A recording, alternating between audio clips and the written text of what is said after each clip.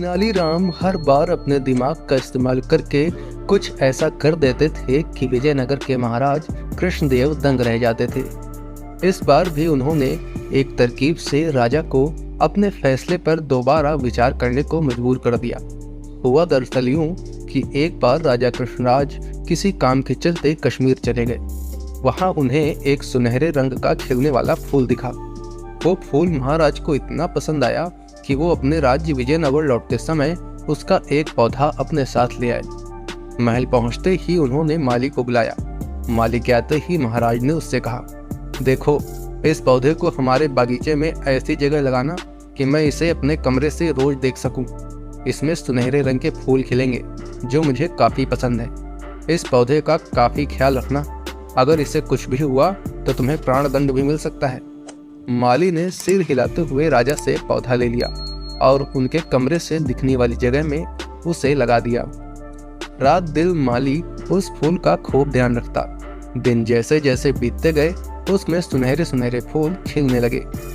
जब राजा उठते तो सबसे पहले उन फूलों को देखते और उसके बाद दरबार जाते। अगर किसी दिन राजा को महल से बाहर जाना पड़ता था तो उस फूल को न देख पाने के कारण उनका मन दुखी रहता था। एक दिन जब राजा सुबह उस फूल को देखने के लिए अपनी खिड़की पर आए तो उन्हें वो फूल दिखे ही नहीं। तभी उन्होंने माली को बुलाया। महाराज ने माली से पूछा, वो पौधा कहाँ गया?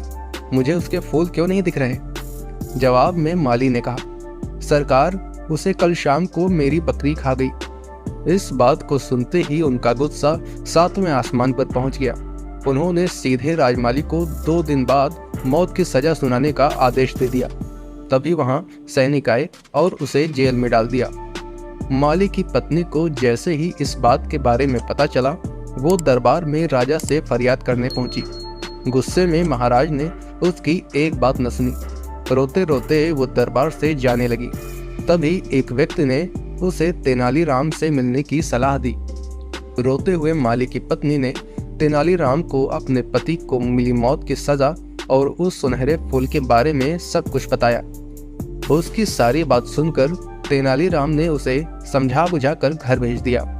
अगले दिन गुस्से में माली की पत्नी उस सुनहरे फूल खाने वाली बकरी को चौराहे में ले जाकर डंडे से पीटने लगती है। ऐसा करते करते बकरी अधमरी हो जाती है।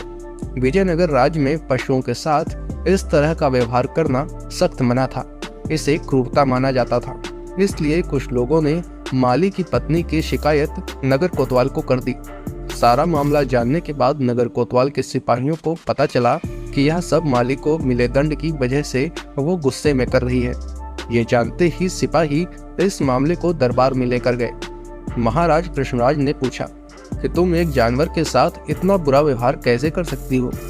माली की पत्नी ने जवाब दिया, महाराज, ऐसी बकरी जिसके कारण मेरा पूरा घर उजड़ने वाला है, मैं विधवा होने वाली हूँ और मेरे बच्चे अनाथ होने वाले हैं, उस बकरी के साथ मैं कैसा व्यवहार करूं?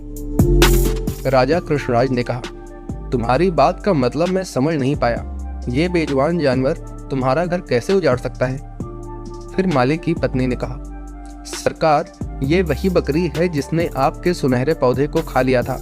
इसी वजह से आपने मेरे पति को मौत की सजा सुना दी है। गलती तो इस बकरी की थी, लेकिन सजा मेरे पति को मिल रही है। सजा असल में इस बकरी को मिलनी चाहिए, इसलिए मैं इसे डंडे से पीट रही थी। अब महाराज को यह बात समझ आ गई कि गलती दरअसल माली की नहीं बल्कि बकरी की थी। यह समझते ही उन्होंने माली की पत्नी से पूछा कि तुम्हारे पास इतनी बुद्धि कैसे आई कि इस तरह से मेरी गलती के बारे में समझा सको? उसने कहा कि महाराज, मुझे रोने के अलावा कुछ भी सोच नहीं रहा था। यह सब मुझे पंडित तेनालीराम ने समझाया है।